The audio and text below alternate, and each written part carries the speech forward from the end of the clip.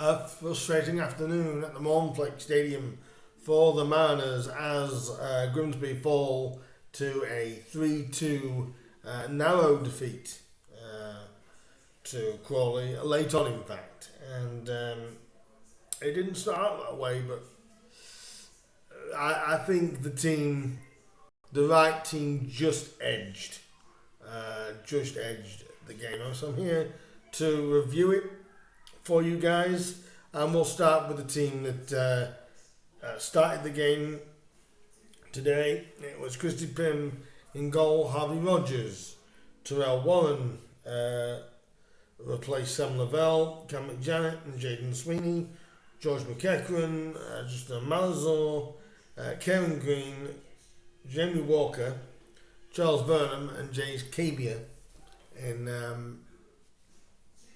was the 11 that started. The bench was, of course, Craig Casper, Evan Corey, Darrell Byrne, Danny Rose, Rhys Stoughton, Yassen Svan Thorson and Geza David Torre. That was the entire team used in the game, and it started so well, didn't it? It started unbelievably well, right from the get-go, really, from the left-hand side. The first goal came as Justin Malazor was able to did a reverse pass for Walker to open the game, and Jamie calmly slotted that in. That was on 6 minutes, so what a start for Grimsby, really. But they started to make a couple of errors not long after that. The Mariners' defence. Terrell Warren made a mistake where Tezgel, the Crewe striker, which we'll be mentioning a lot during this review, really. He sort of, I think he kind of misjudged and just didn't follow the runner right. It's like he took a swipe, missed it, and Tezgel was through then, but luckily that one went wide. But that was on 27 minutes. And then it was a close game because Grimsby played okay. We tried to play our football at times, but that mistake initially from Warren kind of shook the defence up a little bit. But Harvey Rogers was solid as you'd expect Harvey to be, and he was, winning a few free kicks when he could have done. But on 27 minutes, nearly the exact same mistake was made by very reliable Cameron McJanet, almost exactly the same as Warren's mistake like I said, about 5-10 minutes before that, and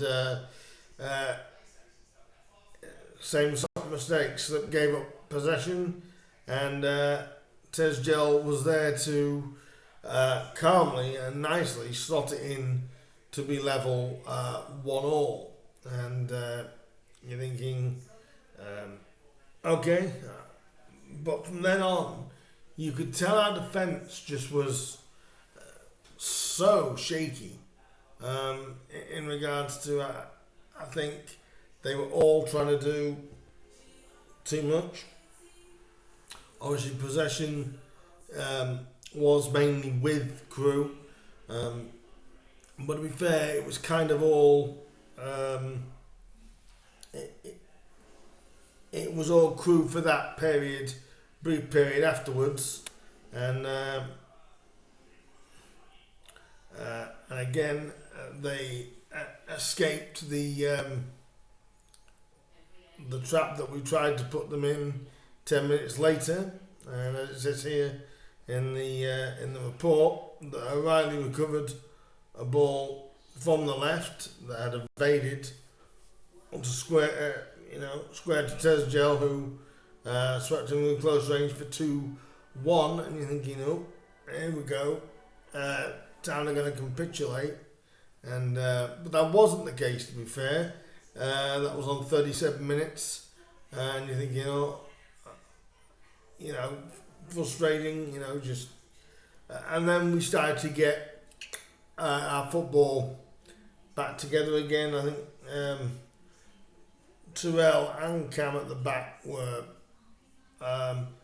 their confidence had took a knock all the time. The midfield was again working hard, still working hard. Trying to deal with Crewe's obvious threats. When we did get the ball, we were making chances again. Pim's kicking, apart from one or two,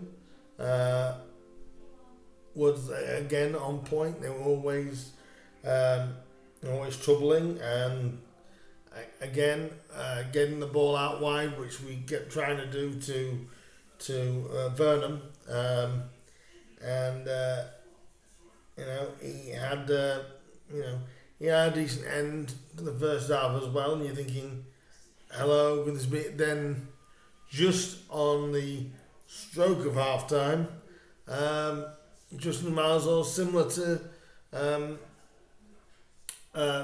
to really Crewe's first goal. Justin Marzor picked the ball up and played a beauty of a cross over,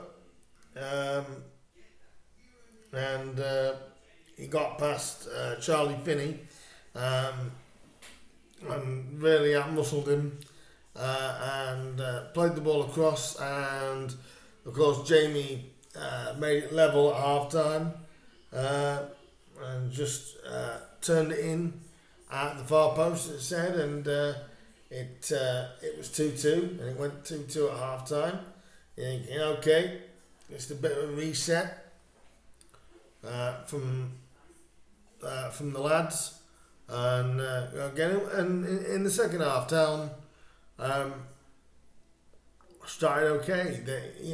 I never really felt troubled in this game, but I also never really, I wasn't 100% confident, because you could tell probably the way Town had conceded the first two, defensively had shook the players really, but there was a glorious chance around about 65 minutes or so. Vernon played a beautiful ball through for Cabia, and you're thinking, James, go on, man, go on. And there was other options, and I think that was a bit of his maybe a little bit of the selfishness coming through, or shall we say the striker in him really. His eyes lit up later on, and rather than scoring, which I think was probably easier, he skied it over the bar, and it was. I remember watching it going, Jays, what are you doing? There was Vernon one side. There was 3 or 4 options he could have taken, and he did actually take the wrong one and blasted it over the bar. And you're thinking, oh dear. Again, Vernon had a chance not long after that as well. Picked it up, and the shot was just short, just wide, not by much, but it was just wide. Vernon as well did that in the first half, just after we scored, and Vernon again was probably our most dangerous player creatively in regards to that consistently did. But I'm going to give the man of the match for us to, I'm going to say Justin Marzor really, but their winner did come from a uh, from Tasgel again, and 5 minutes before the end. It was a bit of a scramble, but Tasgel was there to basically took the ball home. Not long before that, though, Kevin Green did clear Tasgel chance off the line for about 5 to 6 minutes before, but it ended up with a last chance for Vernon to try and get something, but like I said, that went narrowly wide as well. He'd probably feel like he should have done better, but it was one of those games that there wasn't a lot in it second half. It was a bit of, it was anybody's in the second half, but I would just say over the 90 minutes. I mean, we did make subs as well. Let me just mention that we did bring on Danny Rose, Stan Dawson. Corey did make a difference when he came on just before 17 minutes. Darrell Burns came on for 12-1, and so he started at the end for the set pieces, this, that, and the other. And obviously we had a couple of free kicks during the game as well, which Charles would be disappointed not to score with one, which hit back off the wall, came back, and it was a tough skill, but didn't quite get it quite right, and it flew over the bar. But overall, if you look at the game as a whole, I think the right team did win today, narrowly, just. I think Crewe got the result, and like I said, we weren't able to break them down again. Frustrating result, that one, because like I said, in the second half there wasn't a lot in it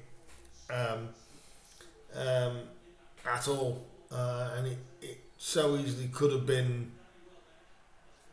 3-2 the other way, and it wasn't. So the Mariners, unfortunately,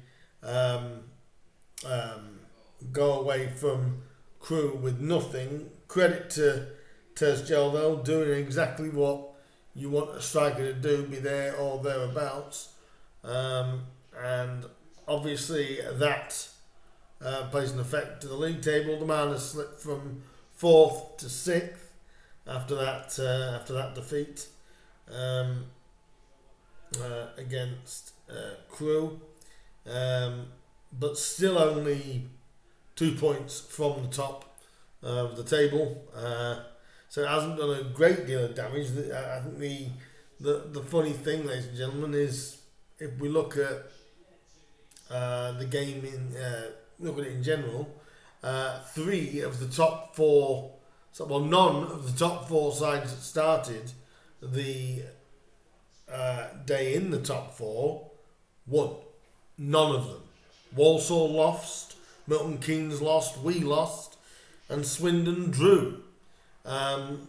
So no one really is taking this league by the horns, but it's also saying how competitive this league truly is. That literally, this is proof that anybody can beat anybody in a division this tight, because from Walsall down in Walsall top to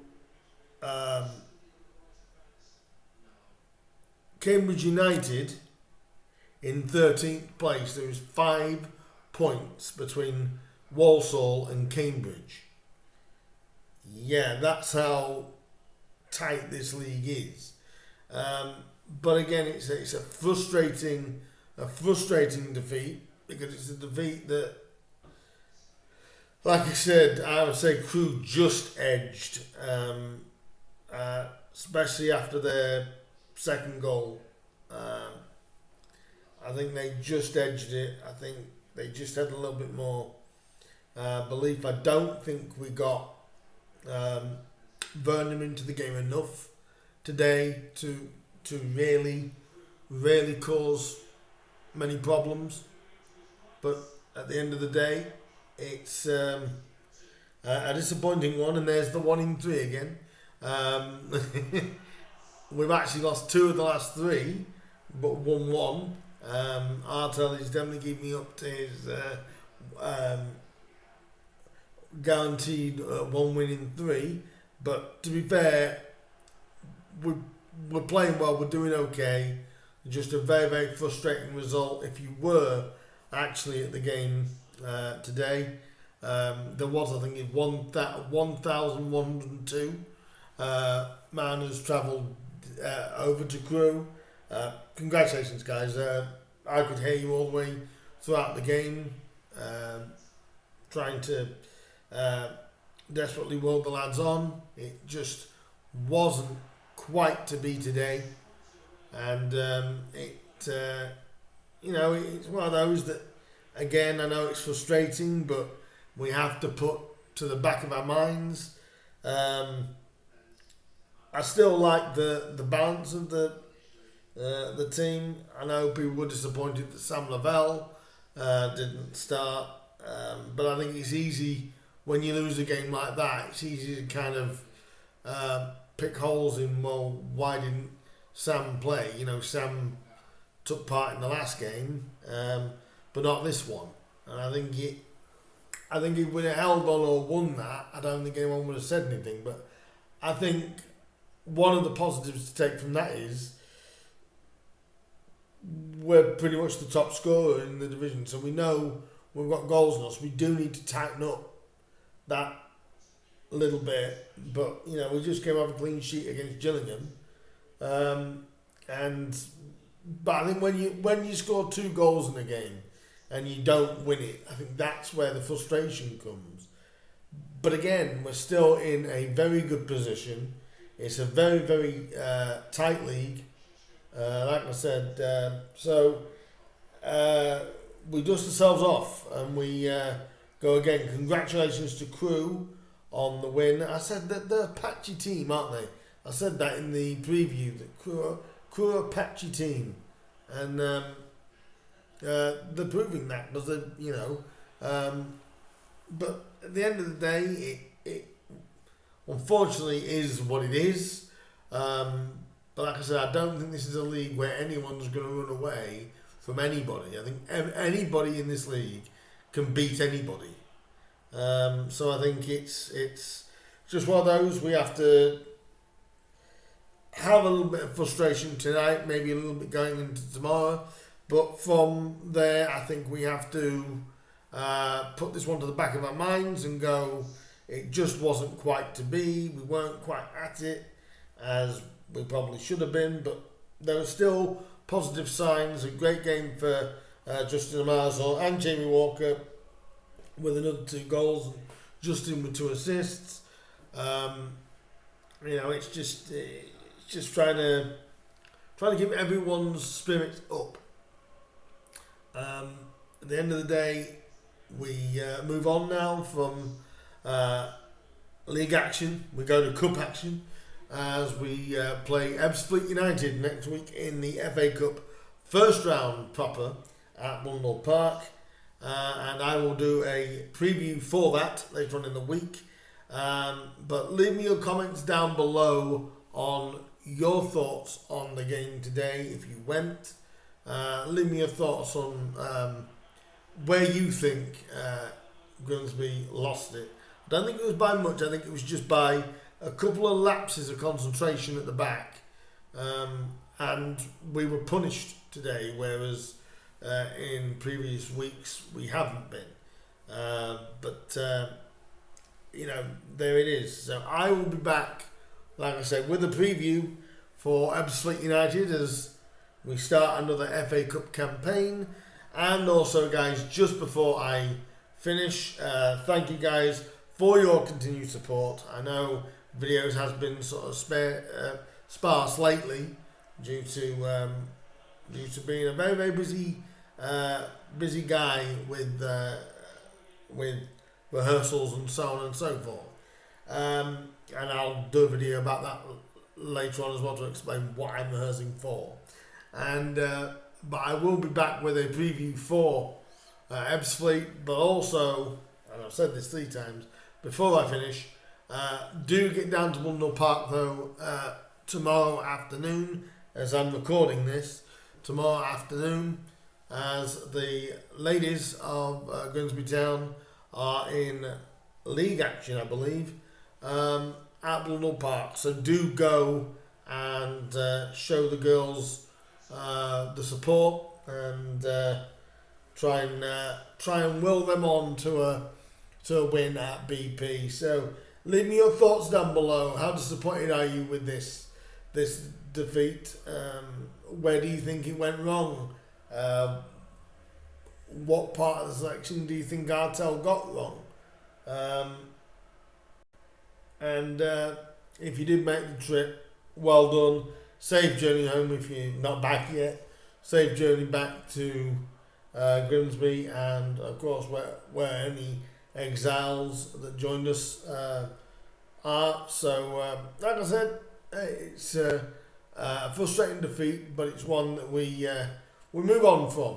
So like, share, subscribe, comment, hit that bell button. That'll let you know when I upload a preview. Sorry, I will be doing a preview earlier than I planned because we've got Brentford on Tuesday night. So I said later on in the week, it will probably be, heck, I may have to do one tomorrow, hadn't I?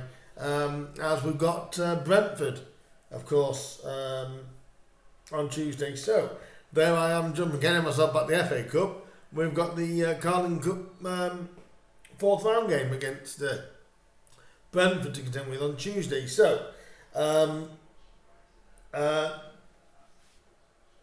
yeah, so that sort of thrown me there, isn't it? So I'll see you guys in the next one. Like I said, like, share, subscribe, comment, and I will see you guys in the next one. Up the manners, and let's not get a bit too down about this one.